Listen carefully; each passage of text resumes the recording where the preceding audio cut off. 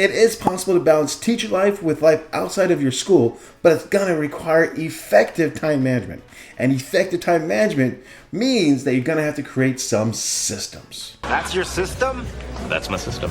Now I'm going to go over 3 must-have systems in your classroom to get the most time back. But before I dive into those, I just want you to think about this quote I heard one time. And it goes like this. It says that we do not rise to the level of our goals, but we fall to the level of our systems. Ooh, one more time. Here we go.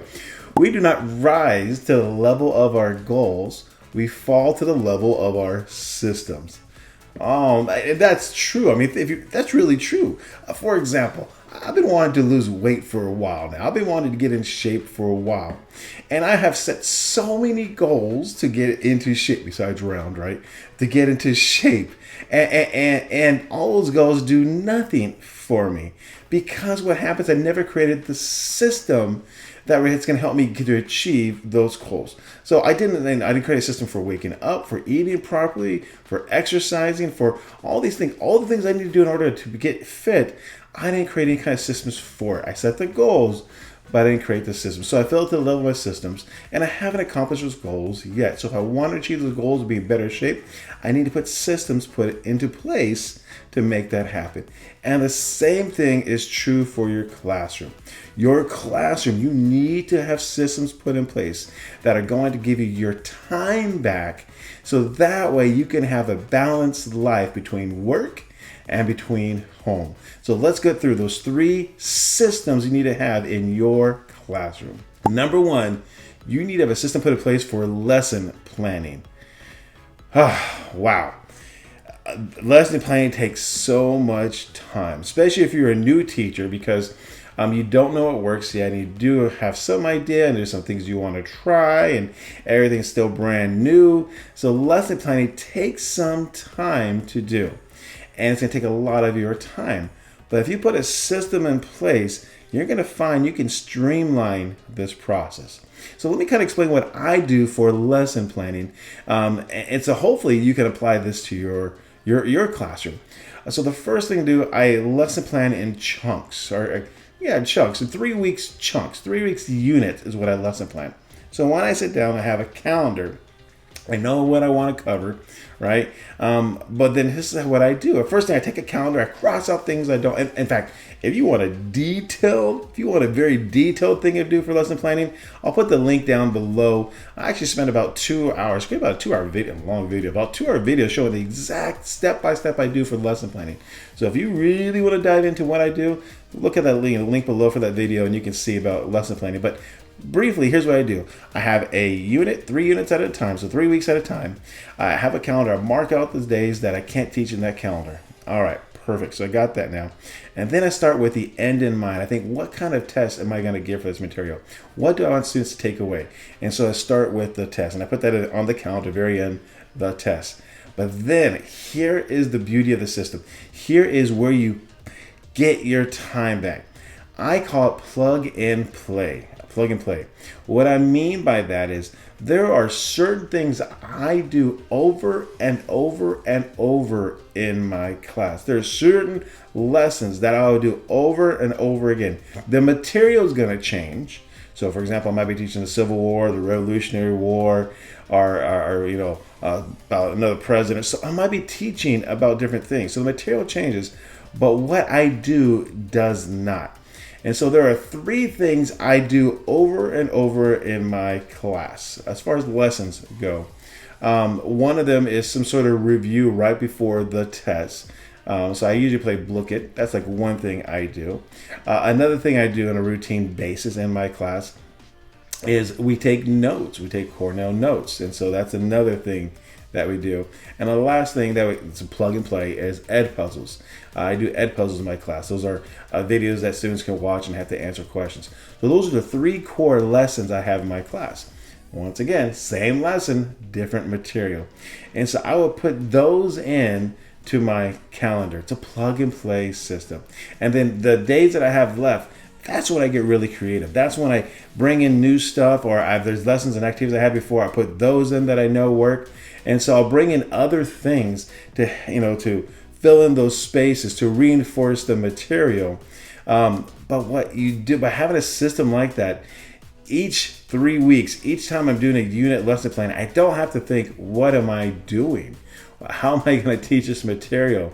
Because I have certain things I do over and over again, I just got to plug them in, and then I just fill in the spaces. And I'm telling you, if you create something like that, some sort of routine system like that, it is going to give you so much time to do other things. So for lesson planning, create some sort of plug and play system. Number 2, grading. You need a system for grading. Now let's do some math here. Here we go. I'm a history teacher, but let's do some math. I got 5 classes. In each class, I got 30 students, 150 students. So if I have 150 students turn work in every day, that's 150 assignments I have to grade a day. If it takes me 1 minute to grade each assignment, that means I'm putting in about 2 to 3 hours of grading per day. Wow, right? That's a lot. 2 to 3 hours of grading per day? That's crazy. That is just crazy. But when I was a first teacher, when I first started teaching, that's what I did. I had students turn work in every day, and I graded every day, and I was putting hours in. And what you're going to find is this. If you invest all that time into grading, it's going to wear you out. And you're not going to be able to be effective in the classroom. You're just not going to be able to keep that up long term. So this is where you need to create a system for grading. For me, what I've done over the years is I've created a system, and this is something I kind of hold dear to my heart, and there's a whole story I tell my students about this, but I grade everything. I don't believe in busy work, and if it's worth a student doing, then it's worth them getting a grade for what they just did. They should be rewarded for their work, right? And so for that, I promise my students, and I grade everything, and I usually grade within a day or 2. That's only fair to my students. And so what I tell the students is, you turn it in, and I will grade it. And I hold to that. And so here's what I do, though. I don't necessarily have to be the one grading it. So here's a system I created in my classroom. First one is students will count their own points. And so at the end of the class period, I have students grade their own work. And you'd be surprised. I was worried about there being a lot of dishonest students. But 99% of the time, they're pretty much right on and doing perfect. And the ones that aren't doing it because they're trying to be mischievous. They're mainly doing it because they don't quite understand how to do the grading. But anyway, so I had at the end of the period, students grade their own work. I collect that. So period 1, they grade their own work. I collect that at the end of period 1. Period 2 comes in, and they do, we do our lessons for period 2. But while they're doing the lessons, I'll choose a responsible student from period 2 to regrade period 1's work, right? So it's graded maybe 2 times, right? One by the original student, and then one by a student in the following class, and they'll regrade it. And then I actually have this whole spreadsheet they fill out and everything else. But what happens at the end of the day, all the work that was turned in is graded once by the students, and then once by the student himself that did the work, and then once by another student as a little checks and balances. And at the end of the day, what I do, I take those points and I put them in the computer. And I could put in a class into the computer probably maybe in 2 minutes. So you times that by 5. The grading for me, because I have a system put in place every day, takes me only 10 minutes. That's it. 10 minutes. And then the following day I can return the paper. So think about that. To go from 2 hours to 10 minutes. To have work returned to students the following day. That is the beauty of a system. Now, you don't necessarily have to do something like that. There's other options.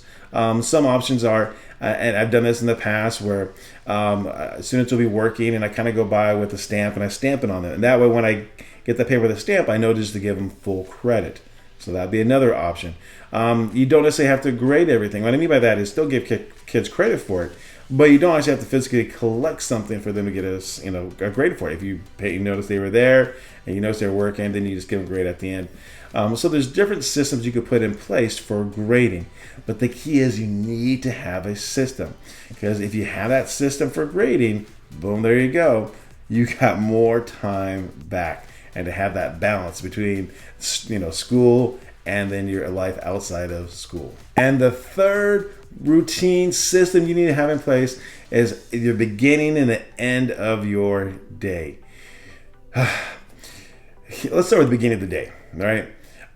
You want to have some sort of routine. So the idea is this: if you kind of have an autopilot somewhat, you have a routine at how to get your day going. I'm talking at school, not at home. We'll figure out something else. We'll let you figure out. But at school, if you have a routine of how to get your day going, you're going to find yourself more effective. So what that, for me, for example, I'll come into class. I try to get there half an hour before the school starts. It's kind of our contract time. I'll come in and I'll quickly turn everything on, and then I'll make sure I have my lessons and everything else ready to go.